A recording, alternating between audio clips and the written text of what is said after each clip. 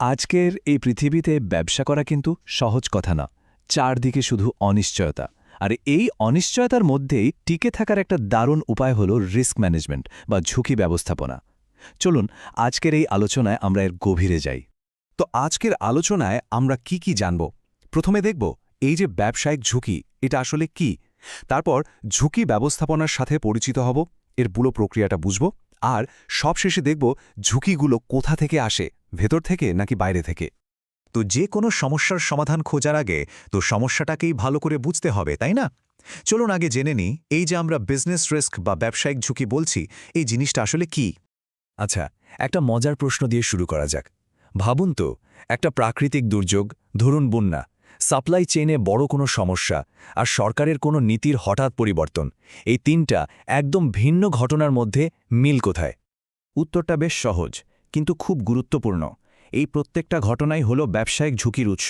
মানে এগুলো এমন সব হুমকি যা একটা ব্যবসাকে তার লক্ষ্যে পৌঁছানোর পথে বাধা দিতে পারে।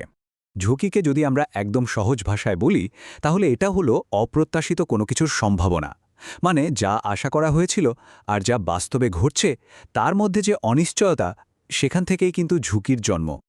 আচ্ছা, তাহলে তো বোঝা গেল যে ঝুঁকি জিনিসটা সব সময় থাকবে। এখন প্রশ্ন হল, সফল কোম্পানিগুলো বা প্রতিষ্ঠানগুলো এই ঝুঁকির জন্য নিজেদের কিভাবে প্রস্তুত করে।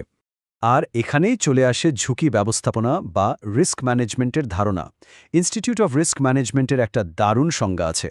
তারা বলছে এটা হলো ঝুঁকিগুলোকে প্রথমে খুঁজে বের করা, তারপর সেগুলো কতটা গুরুতরতা মূল্যায়ন করা, এবং সবশেষে সেই ঝুঁকিগুলোর প্রভাব কমানোর জন্য সঠিক সম্পদ ব্যবহার করে সেগুলোকে নিয়ন্ত্রণ ও পর্যবেক্ষণ করা।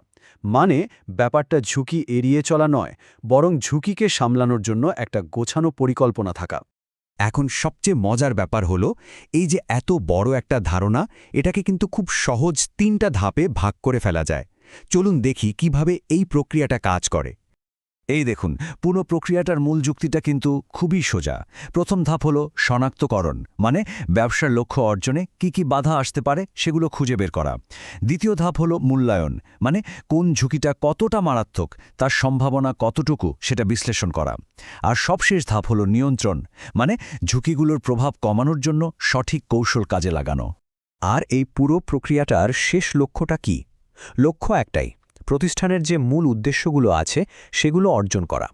কারণ দিন শেষে এটাই তো একটা ব্যবসাকে টিকিয়ে রাখে। এই ঝুঁকি ব্যবস্থাপনার উদ্দেশ্যগুলোকে আমরা দুটো ভাগে দেখতে পারি। প্রথম ভাগে আছে একদম ভিত্তিগত কিছু কাজ, যেমন ঝুঁকিগুলোকে খুঁজে বের করা, সেগুলোর মূল্যায়ন করা, তারপর সেগুলোর প্রভাব কমানোর ব্যবস্থা নেওয়া, আর পুরো প্রক্রিয়াটা সবসময় পর্যবেক্ষণে রাখা, এবং অবশ্যই নিয়মকানুন আর সুশাসন মেনে চলা। আর দ্বিতীয় ভাগের উদ্দেশ্যগুলো আরও বেশি কৌশলগত, যেমন কোম্পানির আর্থিক স্থিতিশীলতা বজায় রাখা, যে কোনো পরিস্থিতিতে কাজ চালিয়ে যাওয়ার ক্ষমতা তৈরি করা, কোম্পানির বড় লক্ষ্যের সাথে সব কাজকে মিলিয়ে রাখা, আর অবশ্যই সুনাম রক্ষা করা। এই সব কিছুই কিন্তু ভালো সিদ্ধান্ত নিতে সাহায্য করে। আচ্ছা, আমাদের কাছে এখন অ্যাকশন প্ল্যানটা পরিষ্কার। এবার তাহলে দেখা যাক ঝুঁকিগুলো আসলে কোথা থেকে আসে। অনেকটা খেলার মাঠের মতো, কিছু খেলোয়াড় থাকে বাইরের আর কিছু ভেতরের। চলুন প্রথমে বাইরের ঝুঁকিগুলো নিয়ে কথা বলি। এখানে একটা খুব গুরুত্বপূর্ণ পার্থক্য বোঝা দরকার। ঝুঁকি মূলত 2 ধরনের হয়, বাহ্যিক আর অভ্যন্তরীণ। বাহ্যিক ঝুঁকিগুলো আসে প্রতিষ্ঠানের বাইরে থেকে, আর এগুলোর ওপর আমাদের নিয়ন্ত্রণ প্রায় থাকেই না। যেমন ধরুন অর্থনৈতিক মন্দা বা কোনো প্রাকৃতিক দুর্যোগ। অন্যদিকে অভ্যন্তরীণ ঝুঁকিগুলো তৈরি হয় প্রতিষ্ঠানের ভেতরেই, আর এগুলোকে কিন্তু অনেকটাই নিয়ন্ত্রণ করা সম্ভব, যেমন কোনো সিস্টেম ফেল করা বা কর্মীদের দক্ষতার অভাব।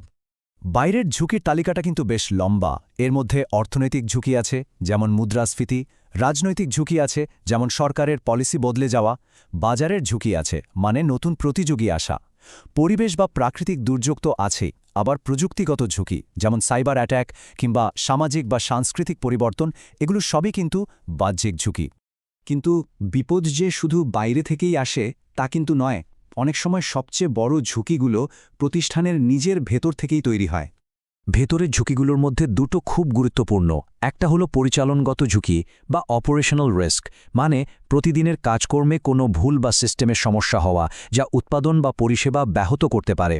আরেকটা হলো মানব সম্পদ ঝুঁকি, মানে কর্মী সংক্রান্ত সমস্যা, যেমন দক্ষ কর্মীর অভাব বা কর্মীরা ঘন ঘন চাকরি ছেড়ে দিলে যে সমস্যা হয় সেগুলো। তো সব মিলিয়ে আমরা কি বুঝলাম? কার্যকর ঝুঁকি ব্যবস্থাপনা কিন্তু শুধু বিপদ থেকে বাঁচার উপায় না, এটা একটা প্রতিষ্ঠানের ভিশন মিশন মানে তার দীর্ঘমেয়াদী লক্ষ্যগুলো পূরণ করার জন্য একদম অপরিহার্য একটা বিষয়।